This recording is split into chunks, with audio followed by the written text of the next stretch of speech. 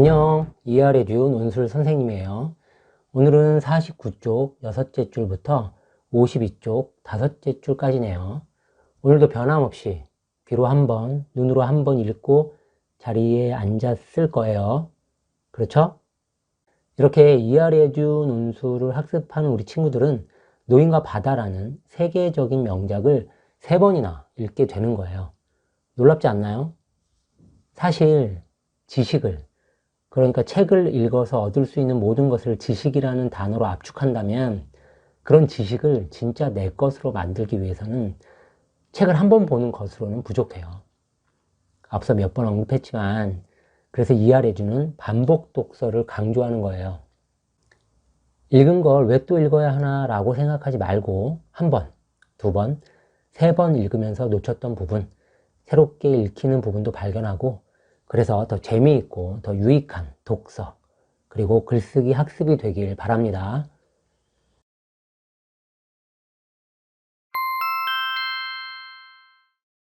오늘 본문 내용은 무엇이었나요? 생각하면서 잘 정리해서 짧게 요약해 보세요.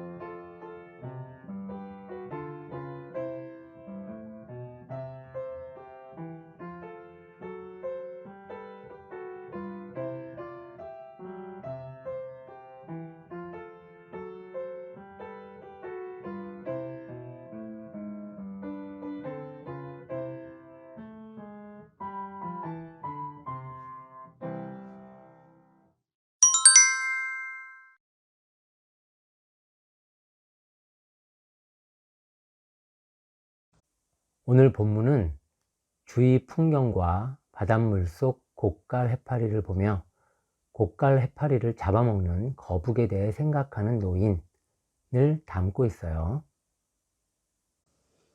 여러분은 어떻게 요약했나요? 선생님과 요약 내용이 비슷한지 다른지 여러분 요약 밑에 선생님 요약을 옮겨 적고 비교해 보세요. 여러분 요약이 더 간결하고 정확할 수도 있어요. 요약하는 작업을 반복하면서 요약 능력도 더 좋아질 거예요.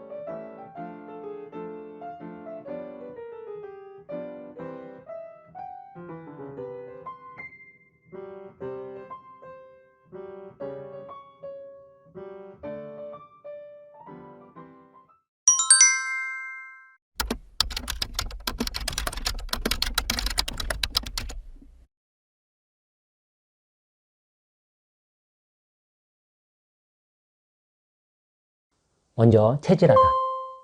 체질하다는 채로 가루를 치거나 액체를 거르거나 받다 라는 뜻이에요. 여기서 받다는 건더기와 액체가 섞인 것을 채나 거르기 장치에 따라서 액체만을 따로 받아내다는 뜻이에요. 자주 못 들어본 단어죠? 이로써 여러분의 어휘력은 한 단계 상승했습니다. 그렇죠? 그럼 다음은 가늠하다. 가늠하다는 목표나 기준에 맞고 안 맞음을 헤아려 보다. 그리고 사물을 어림잡아 헤아리다. 다음은 촉수. 하등 무척추 동물의 몸 앞부분이나 입 주위에 있는 돌기 모양의 기관, 촉각, 미각 따위의 감각기관으로 포식 기능을 가진 것도 있다. 다음은 유유히. 움직임이 한가하고 여유가 있고 느리게. 진액. 생물의 몸 안에서 생겨나는 액체, 또 재료를 진하게 또는 바짝 졸인 액체. 다음 단어는 박이다. 버릇, 생각, 태도 따위가 깊이 배다. 그리고 손바닥, 발바닥 따위에 굳은 살이 생기다. 이 단어는 박다의 피동사인 박히다와 구분할 줄 알아야 해요. 박히다는 예를 들면 못이 박혀있다, 루비가 박힌 반지, 옷장에 박혀있는 철 진한 옷들, 방구석에 박혀서 나오지 않는다, 틀에 박힌 생각 등등 유형 무형의 그 무언가가 외부에서 내부 어딘가에 넣어져서 고정된 상태라는 의미를 담고 있어요. 그래서 그 어딘가에서 그 무언가를 뽑거나 떼거나 분리할 수 있는 의미가 있다고 볼 수 있죠. 그에 반해 박이다는 아침마다 달리는 버릇이 몸에 박였다, 굳은 살이 박인 손 등 외부의 것이 내부로 들어오는 게 아니라 그냥 그 자체가 변해서 그렇게 된 것을 의미하죠. 이런 경우에는 단어의 뜻도 뜻이지만 예문을 잘 보고 용례, 그러니까 어떤 상황에서 어떤 단어를 사용하는지를 잘 보면 구분하는 데도 그렇고 사용하는 데도 도움이 될 거예요. 다음은 비축하다. 만약의 경우를 대비하여 미리 갖추어 모아두거나 저축하다. 다음은 요량. 앞일을 잘 헤아려 생각함 또는 그런 생각.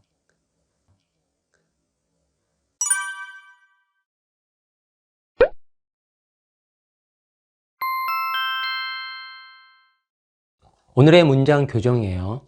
화면에 보이는 다음 문장을 적절한 시간 안에 같은 뜻의 다른 문장으로 잘 고쳐보세요.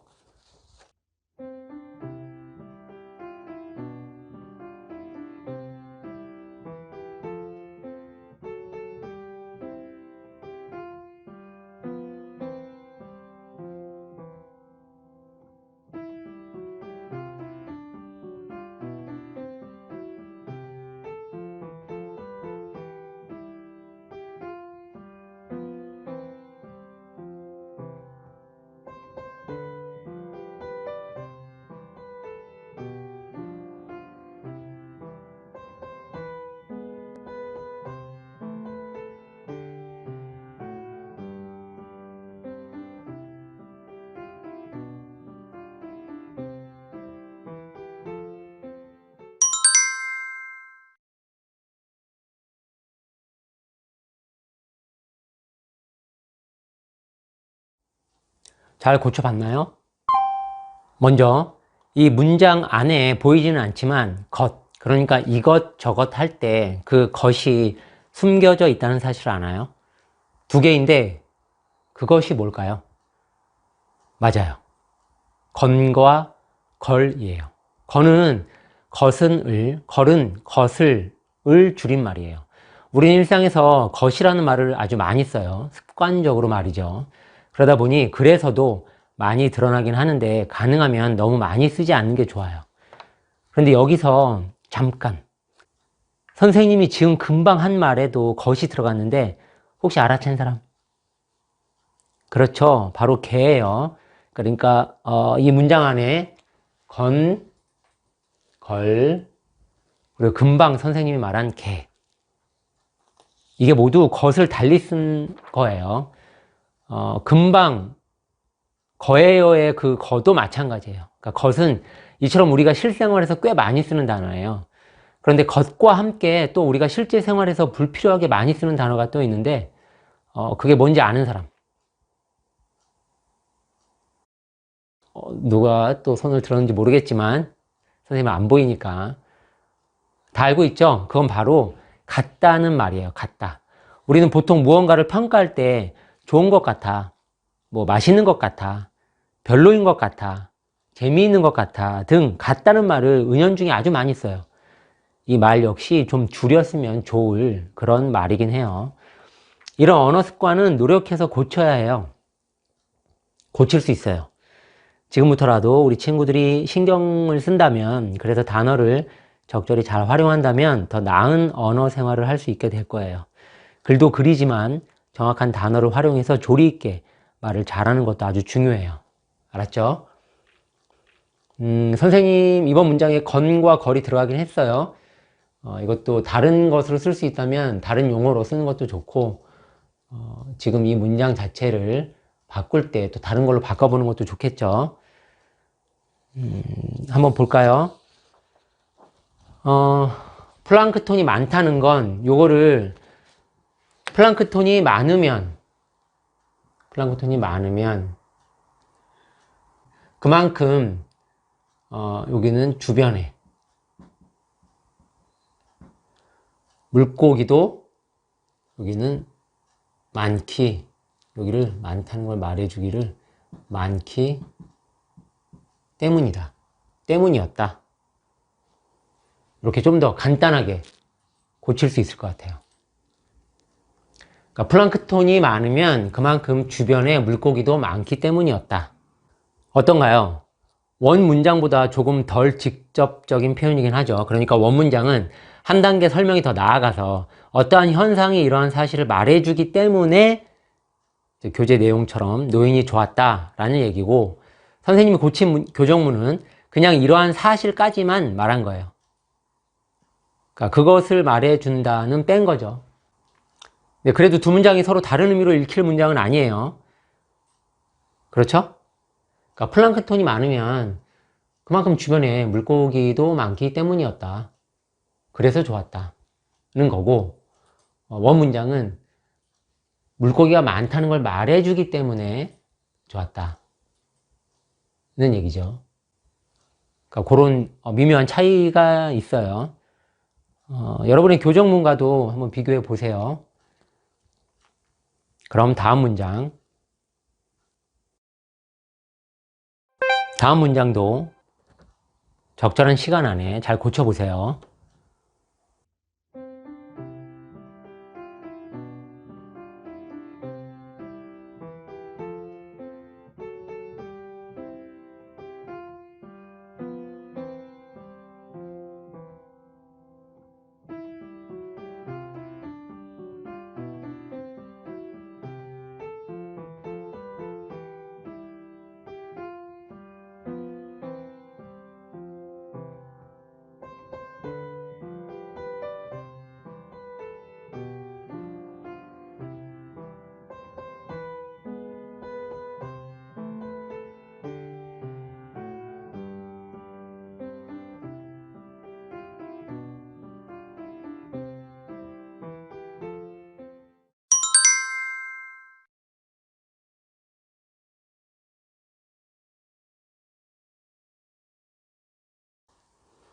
잘 고쳐봤나요? 이 문장은 또 어떻게 고칠 수 있을까요?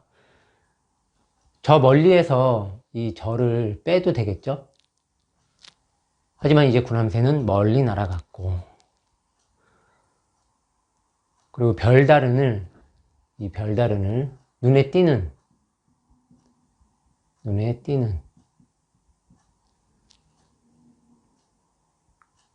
그리고 이 드러내지를 나타내지 또는 보여주지.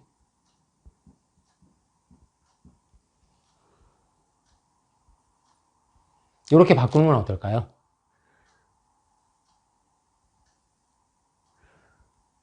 이 별다른을 특별히 눈에 띌 만한 또는 특별히 눈에 띄는 으로도 바꿀 수 있겠죠. 근데 그러면 문장이 좀 길어지죠? 그 별다른을 그냥 특별한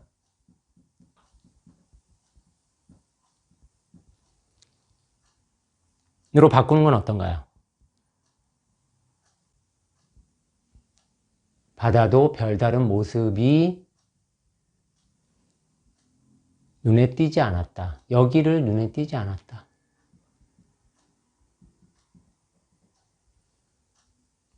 모습이 눈에 띄지 않았다. 바다도 별다른 모습이 눈에 띄지 않았다.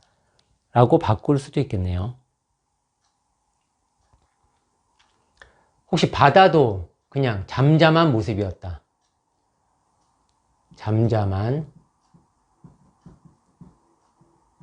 모습이었다.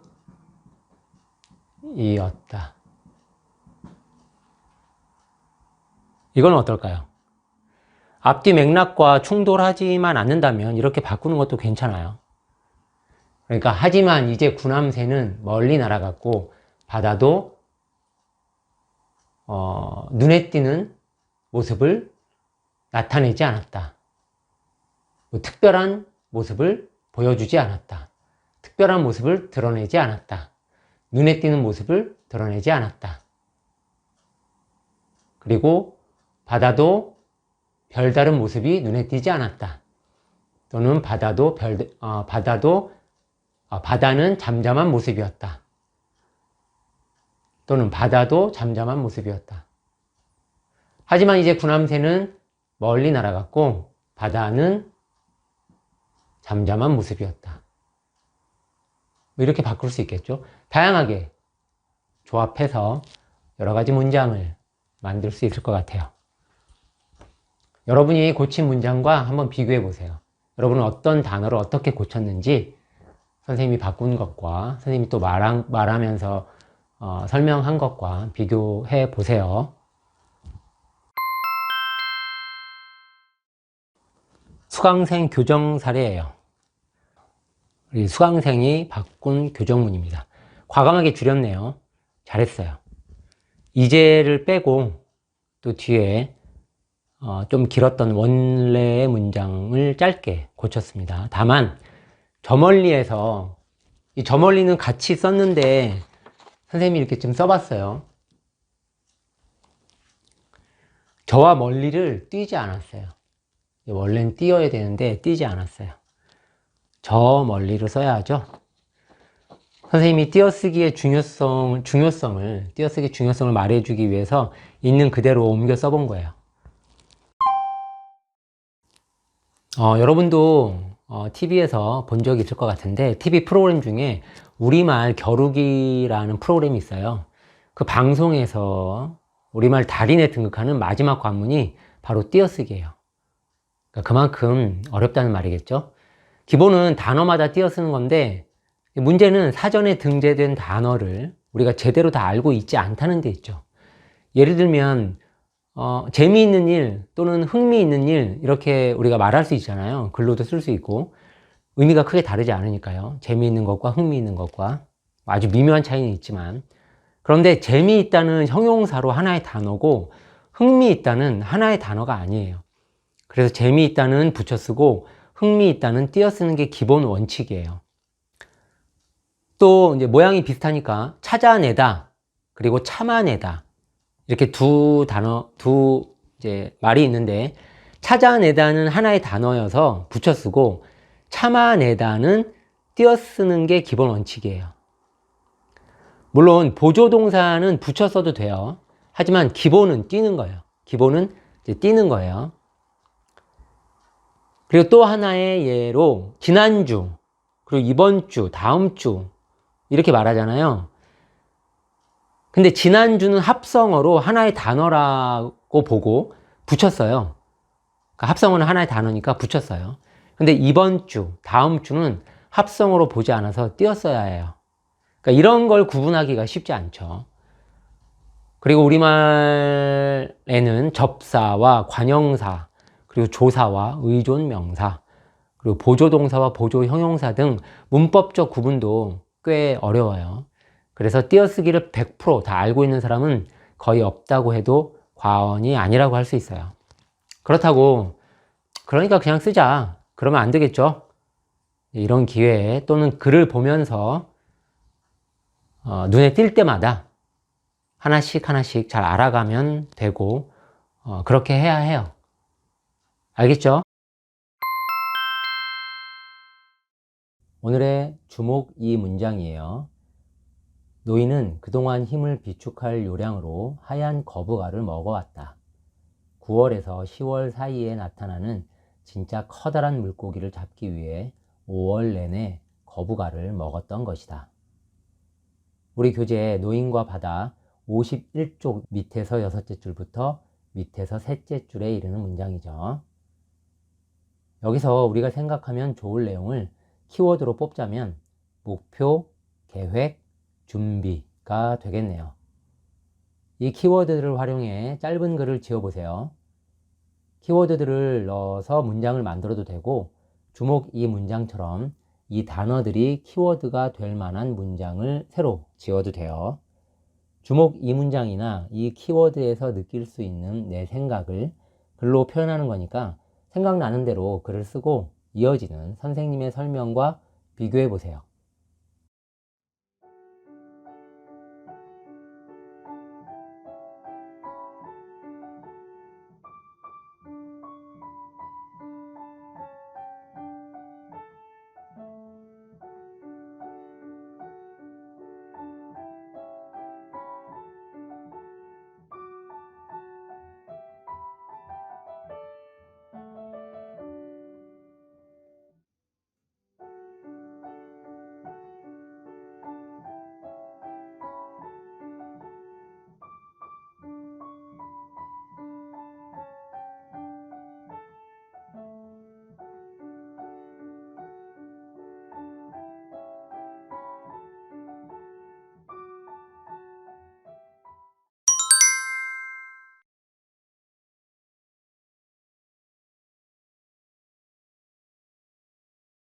앞서 오래전부터 노인에게 식사란 지루한 일이었기에 언제부턴가는 점심을 챙겨 먹지 않았다는 내용이 나오는데, 그 와중에도 노인은 가을에 일어날지도 모를 커다란 수확을 위해 힘을 비축하는 노력을 했었다는 이야기죠.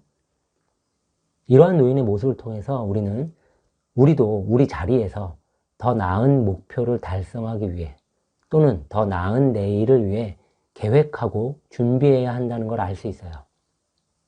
비록 그 일이 조금은 귀찮고 재미없고 힘들고 어려운 일일지라도 말이죠. 오늘 하루 최선을 다하는 게 가장 기본이긴 하지만, 우리가 예상할 수 있는 가까운 미래를 위해서 해야 할 일이 있다면 그렇게 오늘을 계획하고 준비하는 자세, 우리에게도 꼭 필요한 태도라는 거 잊지 마세요. 알겠죠? 어때요? 여러분이 쓴 글 내용과 선생님 설명이 비슷한가요? 우리는 이 학습을 통해서 자기 생각을 정리하면서 때에 따라서 확장하기도 하고 자신의 가치관 또는 세계관을 차근차근 쌓게 될 거예요. 사고력과 문장력이 함께 성장하는 과정이죠. 적극적으로 임한다면 훨씬 더 의미 있고 재미있는 시간이 될 거예요. 그런 자세로 노력해 보세요. 그럼 오늘 ER에듀 논술 알짜 강의는 여기서 마치고요. 우리는 다음 시간에